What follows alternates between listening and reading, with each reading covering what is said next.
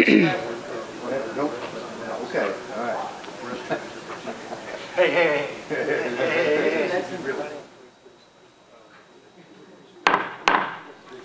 The meeting will please come to order. We will just jump straight in, and I will welcome Rich Riebling to present the mayor's budget. Thank you, Vice Mayor. Good afternoon. I had to check the clock to make sure, but appreciate all of you being here. As we do every year following the mayor's state of Metro, we go ahead and present the budget to the members of the council, and I appreciate you being here. I want to thank all of you for all the cooperation. This is the 8th budget that this administration will have done, and we have received great support by the members of the council throughout that 8-year period, and especially want to thank all the budget chairs, 7 budget chairs in 8 years, and the other members of the Finance Committee especially, as well as the council. So if I can remember how to do this, let's get going. All right. Obviously, as you heard the mayor say, and much more eloquently than I could today, we have for 8 years kept our eye on Nashville and our priorities. And this slide just sort of talks about some of the major initiatives that we've all been together working on. A little bit about 2015, the current year that we'll be closing up. Good news is departments are all operating within their budget. We've had a few minor examples, but by and large, departments are spending within their authorization without the need for any kind of special appropriation or supplemental appropriation.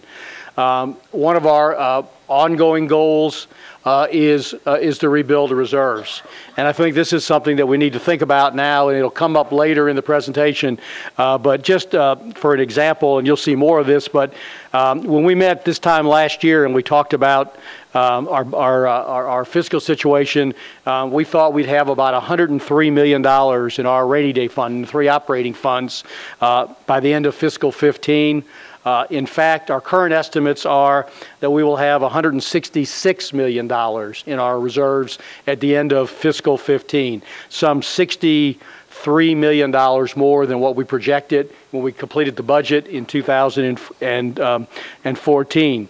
Obviously, this is not easy. It's done through revenue growth. You'll see a little later we've had the blessings of a good year, especially on sales tax.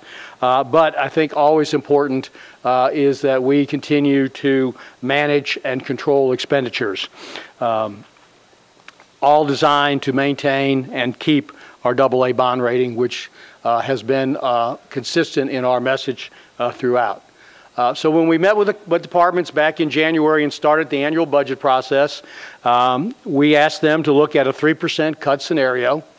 Again, not saying they're going to be 3% cuts, but I think that it is important each year for departments to take a hard look at their budgets and to look at where they could cut if they had to cut. I think it's an important exercise for departments, and one we have utilized over the past few years successfully to get to a position to be in a little stronger, to be in very strong financial condition that we're in today. And as we said, and we will emphasize when you see the budget, there are some opportunities for improvements, but they are going to be limited opportunities. The budget for 2016 is a $1.968 billion budget, about a 4% increase over fiscal 15. And we'll get into some of the details on that shortly, but first I think it's important that we kind of have to look a little bit about how we got to this position.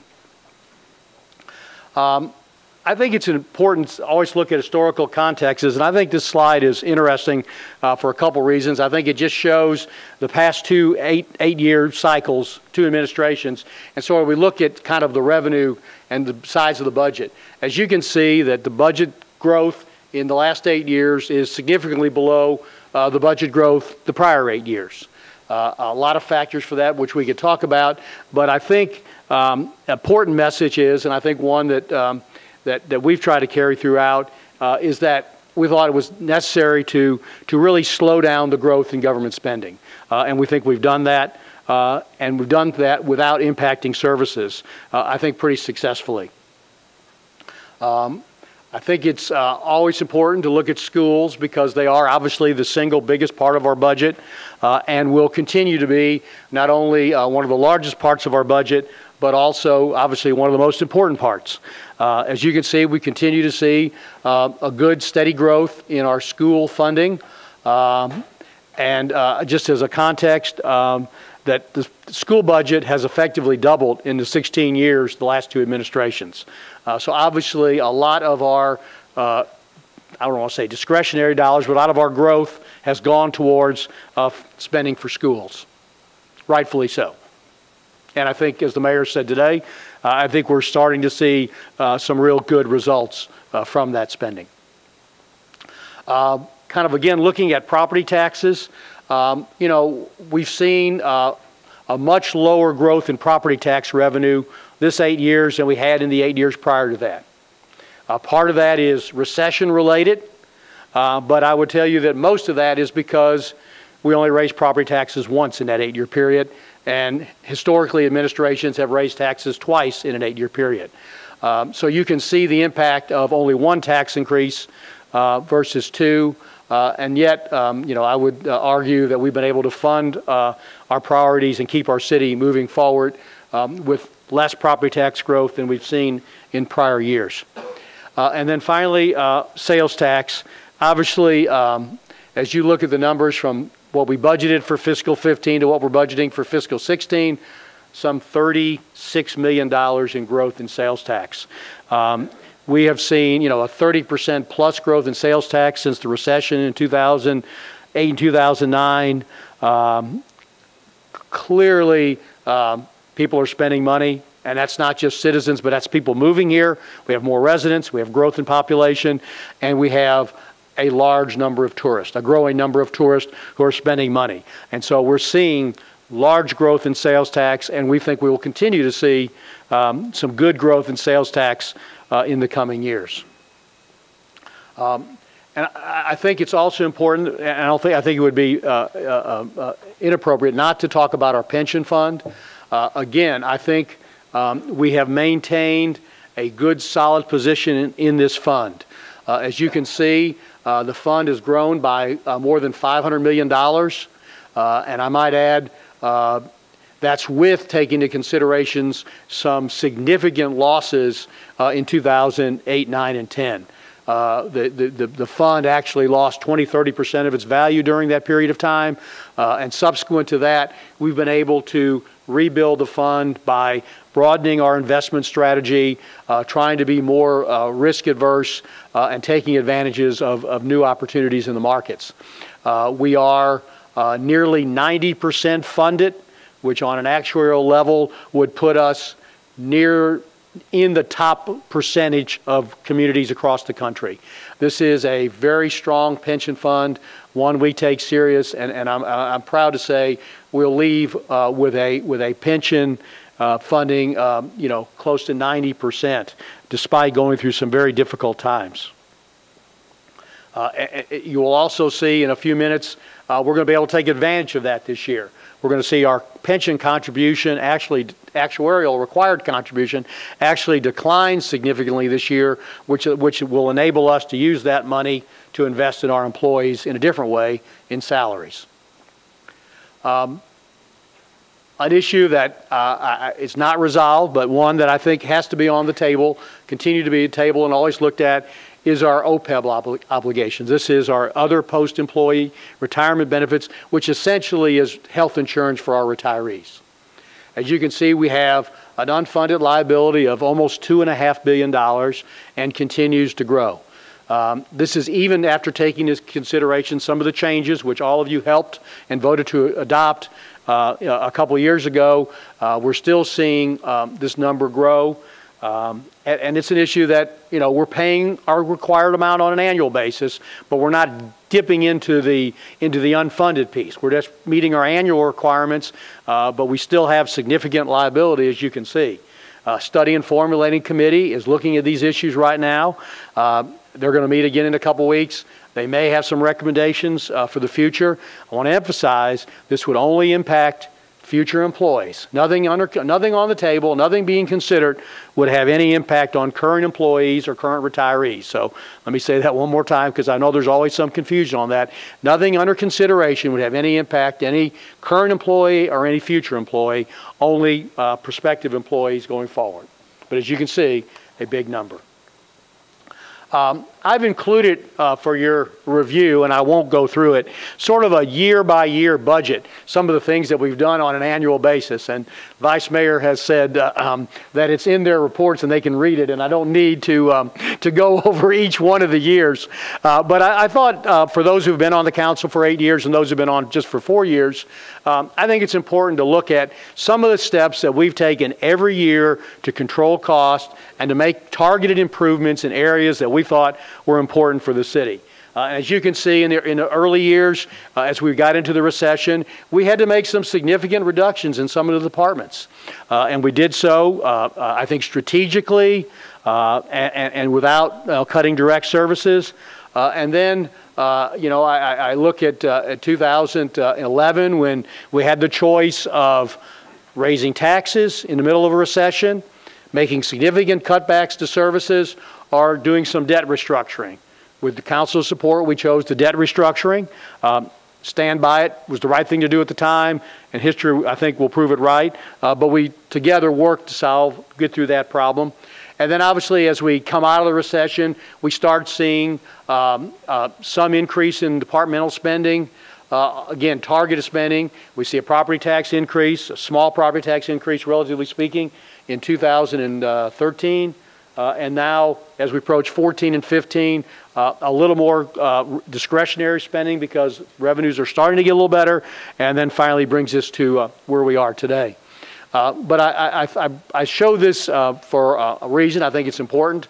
But I think this is important. I mean, we've been able to achieve where we are today financially because we have reduced departmental spending over the course of the past 8 years by some $75 million. Or let me put it a different way, a way that you and your residents and your citizens would understand that if we didn't do that, essentially we would have a 35-cent larger tax rate today than without it. So by implementing those savings strategically, we're able to keep some 35 cents out of the tax rolls and more money for our citizens to spend on discretionally. So again, now I'll go back to 2016. I figured since it was my last budget presentation, I had the opportunity to go back a little bit through memory row a little bit, but I didn't want to burden with you too much, but I think it is important. So let's go right to 2016. Obviously, the budget, we'll file it later today, along with the corresponding legislation, about a little over a 4% increase. Kind of where the money comes from. As we talked about earlier, with property taxes not growing at a fast rate, sales tax is growing. So this slide differs from last year a little bit. Property tax is down from 49% of the budget as it was in fiscal 15, and local option sales tax rose from about 17 to about 18.3% of the budget. So other than that, everything is essentially unchanged, but those two numbers sort of change from year to year depending on the economy. Total revenue growth, relatively a pretty good year. We're budgeting about $75 million in revenue growth for fiscal 16. Which would be about $25 million more than we budgeted for the current fiscal year. And as you see, small increase in property tax, significant growth in sales tax, grants and contributions. The primary bulk of that is state funding for education, and then all other, which is miscellaneous from code fees, which are rising about $2.6 million, alcoholic privilege receipt, gross receipts, about $5 million, so a variety of other sources, a lot of which are sort of like the sales tax are because of the growing economy, especially the tourism economy. I talk about fund balance a lot, and I talk about our growth in fund balance. And the importance of that is that puts us in a position where we can effectively use some of that fund balance to balance this year's budget like we did last year. We're proposing about the same amount of use of fund balance as we did last year, $73 million. And I would point you to the percentages that even after use of that fund balance, conservatively, and our assumptions are usually pretty conservative before we end the year, our percentages in each of the operating funds will be very similar to where we were last year, and all above a 5% threshold, and remain in a strong position. So we leave the next administration in a pretty good place as relates to its rainy day, to the rainy day fund. Just a slide again for historical context to show that it's not uncommon to use fund balance. And again, and then just sort of where we are at the end of each of the. This is where we close the books. As you see, we're projected for 15 at 166 million, the growth over the prior year, which gives us the latitude to be able to use a portion of which to fund this year's budget. Without either raising revenues or doing any cuts in services, and making some what I would think are critical improvements for our city. Where the money goes, essentially unchanged from last year. I think it's actually identical to last year. Again, pointing out priorities, education and public safety are some 63% of the operating budget. Big numbers. All right, so where's this growth in the budget this year? Where's the money going to go? Debt service, modest increase this year. Last year, for example, was up $22 million. This year, it's only up about $4 million. Schools, $36 million. Pay and benefits, $23.6 million. And the general government is about $12.8 million. All of these, except for debt, reflect growth in our operating budgets over fiscal 15. One of the reasons why we can do this is we're also going to save about $15 million this year from last year's budget, primarily in benefit cost. As you can see, some $13 million of that $15 million are going to be from lower health cost, injury on duty cost, and primarily from reduction in the actuarially required contribution to the pension fund, some $8 million. I point out on the health, we're budgeting no increase in premiums starting in fiscal. If you remember, health premiums are on a calendar year basis, not on a fiscal year basis. It's about the only thing we do on a calendar year basis.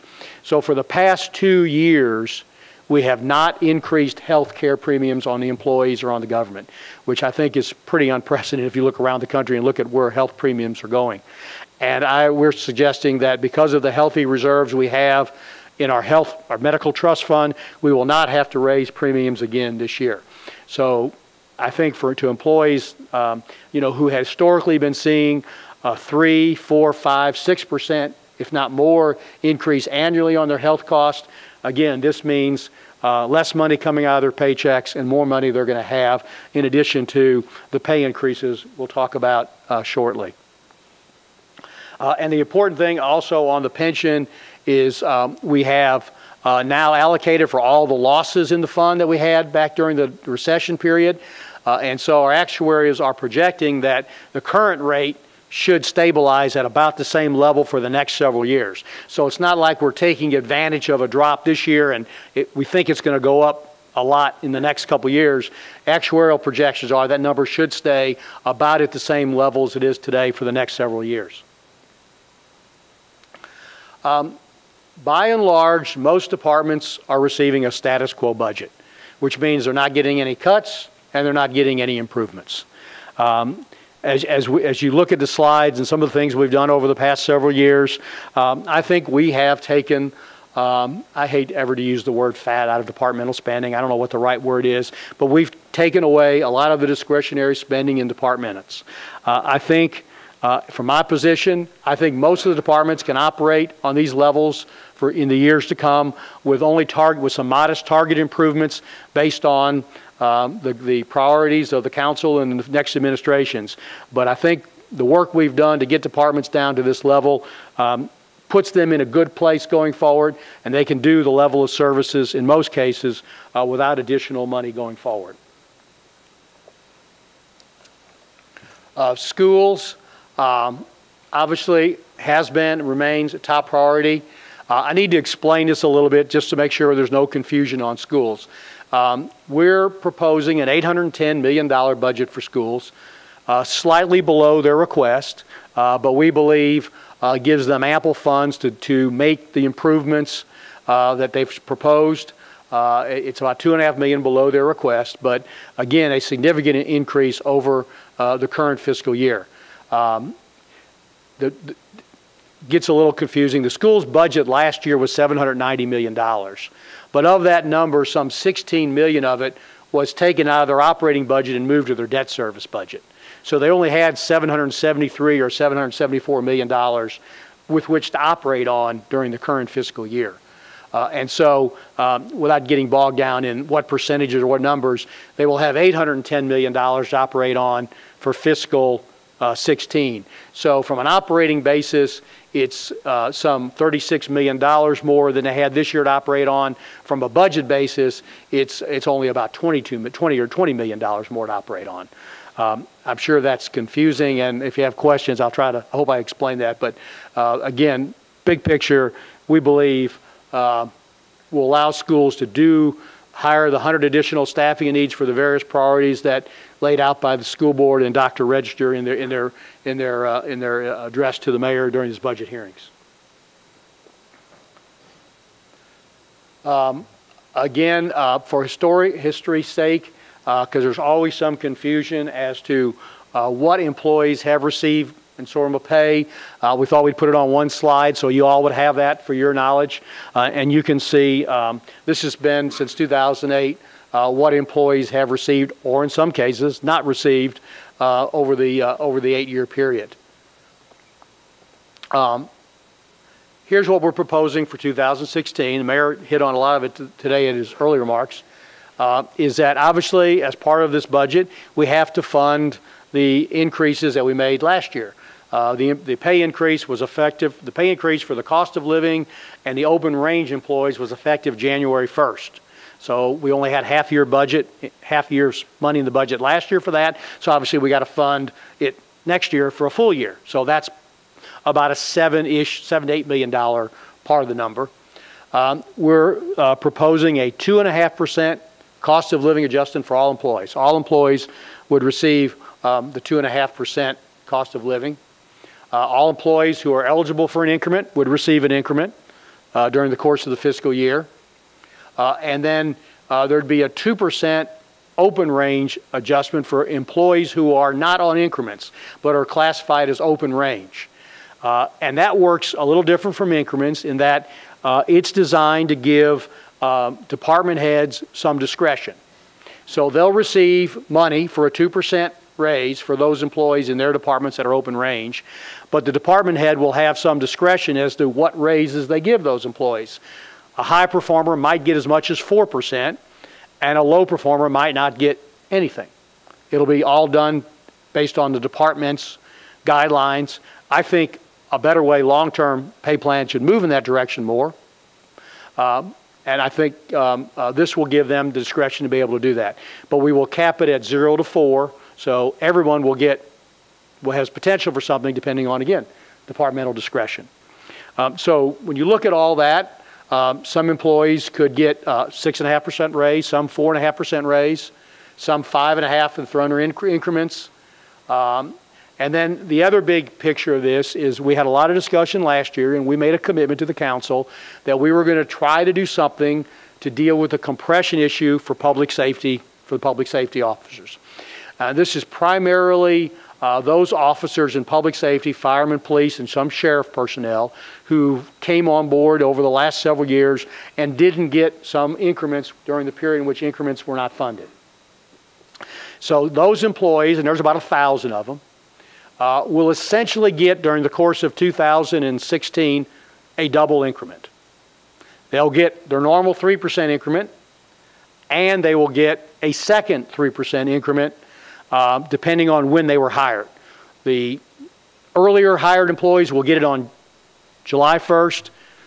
Each quarter, some will get it. So some on July 1st, some on October 1st, some on January 1st, and some on April 1st, which then creates relieves the compression, doesn't solve the compression issues by any means, but it relieves the compression so that a fourth-year patrolman, fourth-year firefighter is making a little bit more than a third-year patrolman or fireman, which we heard was pretty important in those issues because of promotional issues and things of that nature. Does it solve the problem? No. But I think it goes a long way towards addressing the issue, and our hope is that both the fire, especially the fire and police employee representatives will appreciate the effort and support this, support what we've tried to do.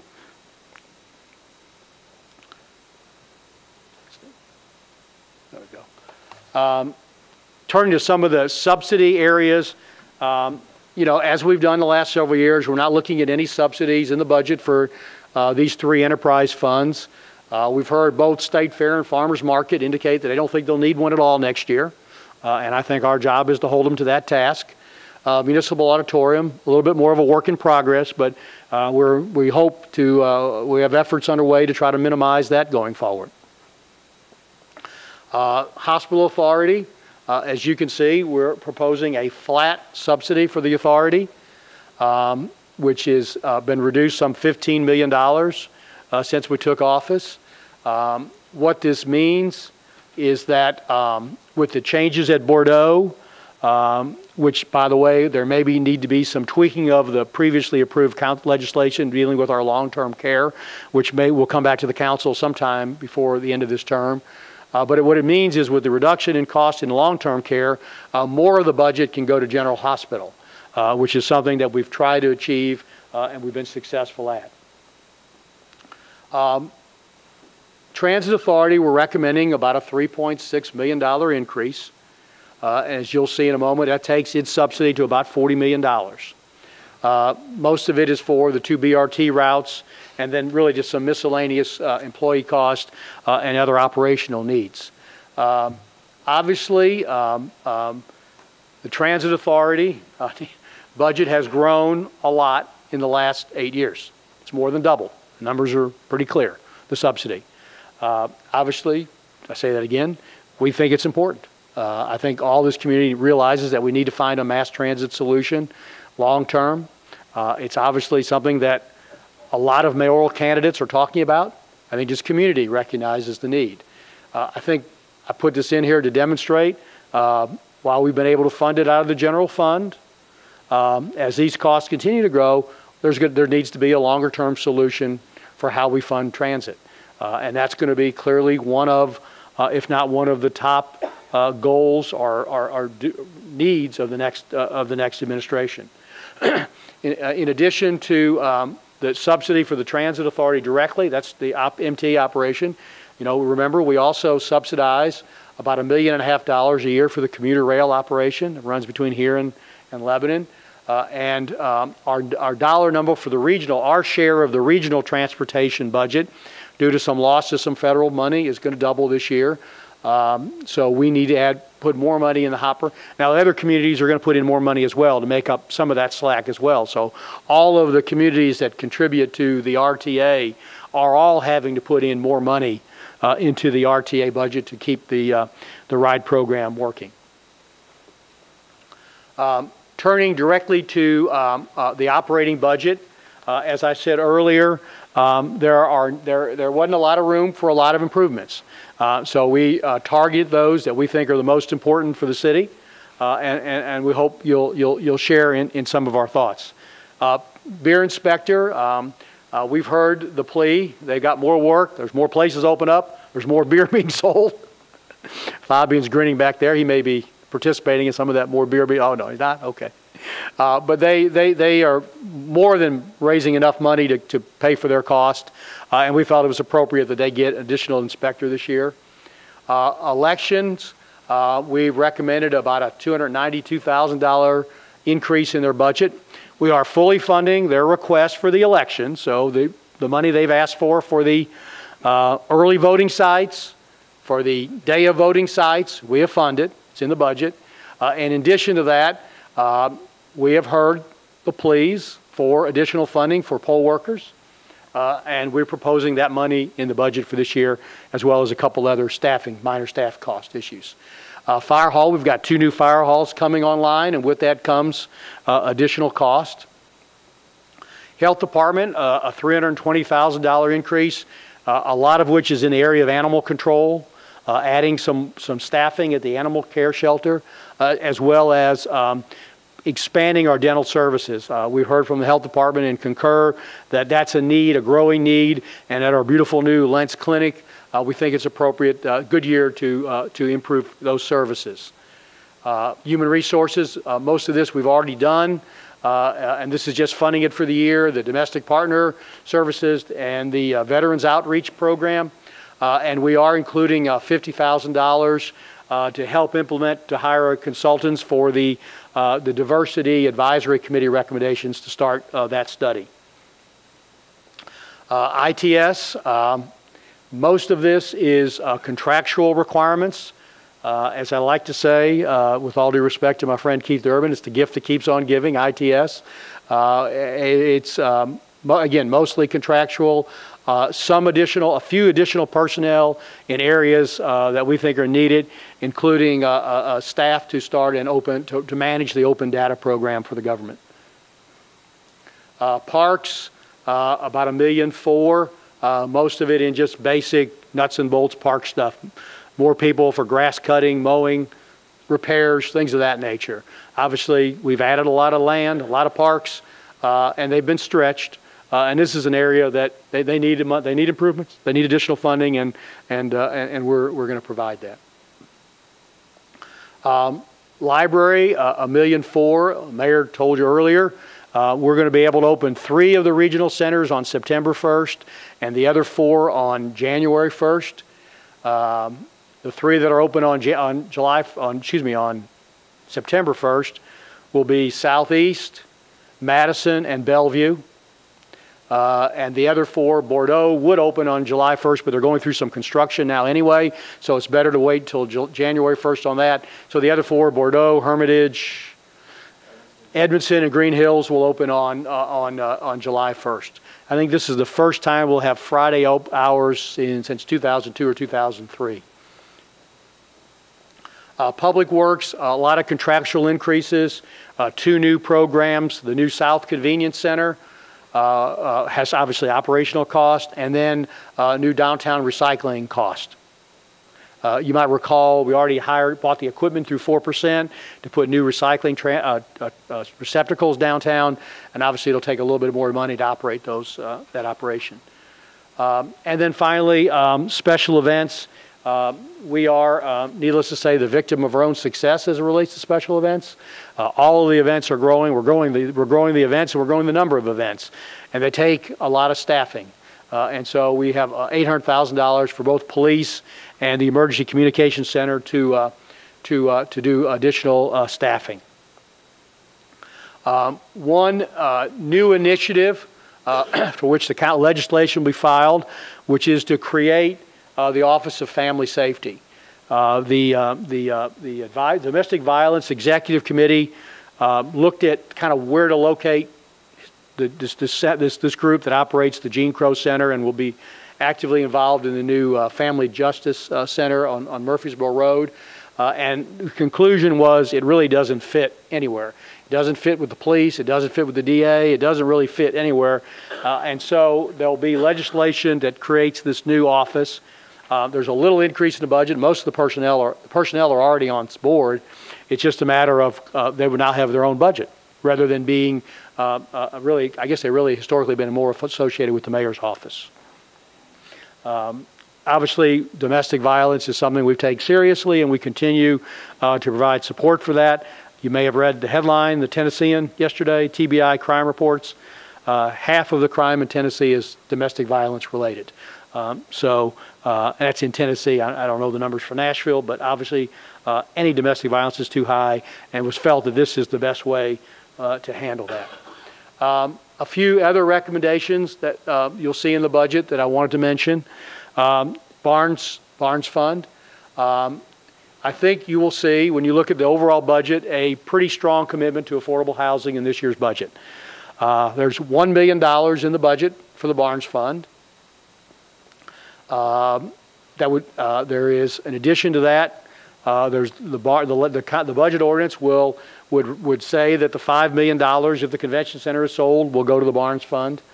And then ultimately, when you see the capital spending plan, when we release that in detail in a few more weeks, is going to be some money to go to MDHA for public infrastructure costs associated with some of their affordable housing programs, affordable housing construction that they're going to start over the next several months. All told, about $10 million of city money going into affordable housing programs. The Digital Inclusion Project is a startup project of the Community Foundation. And obviously, as it is, its goal is to provide more access to needy people, digital access, computers. They've started a good working group of private sector. This would match private sector dollars, including the donation of a bunch of computers. I think that will be an issue for years to come, making sure everyone has access to computers. This is a small part, a city step to show our commitment to that program as well. Ballet has not received any city money. They're finishing up a capital campaign to build a new facility. They have a good story of new facility and inclusion in the community in terms of their outreach, and we think they deserve and would be worthy of some city funding. Technology Council is to match some state and federal money, which is designed to generate and provide more education and tech recruitment to the city, a very successful program that the city would want to be a part of. And then finally, maybe one more dear to your hearts, the National League of Cities. You know, their annual meeting will be in Nashville in March. We appropriated $250,000 in this year's budget as a supplemental, and we're recommending another $500,000 to go into their budget, to be $750,000 to match the private sector money going forward. The only new legislation would be two new legislations, really, actually. One is a litigation tax for General Sessions judges' salaries. There'll be legislation to put a $2 tax on, which will be used to pay the salaries of judges, salary increase of judges, General Sessions judges, and then the family safety ordinance, which we already talked about. I'll go through this pretty quickly because the full capital spending plan we expect to be released in detail on about the same time we release the capital improvements budget, about May 15th. So I'm just going to hit some of the highlights, but as you know, pursuant to some legislation the council adopted, each year we are legislatively required to produce an annual report on our debt, which will come to each of you later today. We'll be sending that out later today, and I'll just hit a little highlights. This is our total debt outstanding. As you can see, we paid down over $100 million of GO debt this year. The Convention Center Authority they actually have to start paying their principal starting in July of this year. And as you see, other reductions in our Sports Authority, water, sewer, and debt. I think this is an important slide because it puts it into context of kind of where we are debt-wise. I mean, I hear people say we have too much debt, you know, and we can't afford what we have, and I'm sympathetic to that. But I think the fact is we can afford this. As you can see, for fiscal 16, we're projecting that our debt as a percentage of the budget is about 10.5%, which is less than what it was when we took office. And I think using some reasonable assumptions that when we issue bonds to finance all of the projects that council has authorized, including those that we're going to propose in this capital spending plan for the foreseeable future, I can't see the debt rising above 11% on the high side. So I think what we've done is manageable within our means and will not result in any impact or any decline in the city's bond rating. We can afford what we've proposed.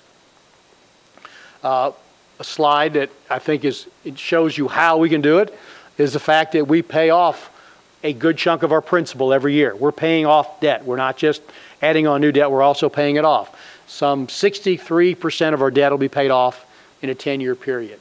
As long as you keep that number at or above 50%, you're paying your debt off on what rating agencies and others would perceive to be a reasonable basis. And then just to remind you, we fund our projects through our commercial paper program, which the council authorized earlier this year. Capital investments, I just won't, as you can see these as they flash up on the board, we have done some major additions to the city, from fire halls to community centers to libraries in Bellevue to the Howard School improvement, the new Lentz Health Center, the Peterbilt Madison project, West Precinct, the Southeast Davidson, New Cane Ridge Elementary, and Lytton Elementary. We have, if you look across the county, I think we have spread our money wisely and used it judiciously to make improvements where they need to be made. Historical context on capital spending plans for your review. And finally, as you can see that ultimately, again, this is a number that's being tweaked, but right now we're looking at about a $520 million capital spending plan proposal for this year. A little higher than usual, but a couple reasons why. One being the criminal justice complex. Obviously, that's about $150 million of itself that you wouldn't do but every 30 years or so. That sort of skews the numbers. And also in this number are about $45 million worth of projects that are self-funded, that won't come out, that won't rely on our tax base to pay them off, but will come from revenues that they generate themselves to pay off. The details will be providing more, but broadly speaking, $131 million for schools. The mayor hit on it earlier. Big numbers, $30 million each for MLK and Overton, $19 million for a new Cane Ridge Elementary, and some planning dollars, as well as some of their ongoing maintenance and technology needs. $172 million total for public safety. Criminal justice complex is about $149 million of that. And then in addition to that, we have $10 million for some fire halls, and then the rest of the Family Justice Center complex. Parks and Public Works, $123 million, including $25 million for sidewalks. I think the single biggest amount for sidewalks, clearly that we've done, and maybe that's ever been done, and then all other about $94 million. Finally, let me say that we will also be filing legislation to do a bond sale in mid-July. We'd like to do the sale. We'll ask council for approval in June. That essentially will be about a $400 million issue that takes out commercial paper, that pays off commercial paper, and then we have those bonds, 20-year bonds, that will be on the books. That is done because rates are very low. It's a good time to borrow money, and if we're going to lock in 20-year bonds, it makes prudent economic sense to do it when rates are the lowest. So we're going to do that. It also gives the next administration a lot more financial flexibility because they'll have only about $100 million of commercial paper outstanding rather than the close to $500 million outstanding today. That'll be done as a competitive sale with the bond resolution coming to the council in June. And obviously, we talked earlier about the capital improvements budget, and this is the legislation associated with bond-related capital costs going forward. And with that, Vice Mayor, I have droned on longer than I thought I was going to. I can't leave without once again thanking several people, primarily the finance staff, led by my two deputy directors, Gene Nolan and Talia Lomax O'Neill, who are hiding behind the podium back there, and the excellent finance staff that make this all possible. And then finally, once again, thank Vice Mayor Neighbors for her 8 years of leadership and for appointing me good budget chair in 8 years. Well, at least in 7 years. We don't know yet about this one's not over. We don't know about this one yet. Yeah. So we'll see how this one goes. But for providing good, excellent budget chairs who led the process very wisely and led us to a good place for the city. And so with that, let me thank you, all the members of the council, for their support and cooperation, either 8 or 4 years. And with that, Vice Mayor, thank you. Thank you, Mr. Riebling, for that overview of the proposed budget.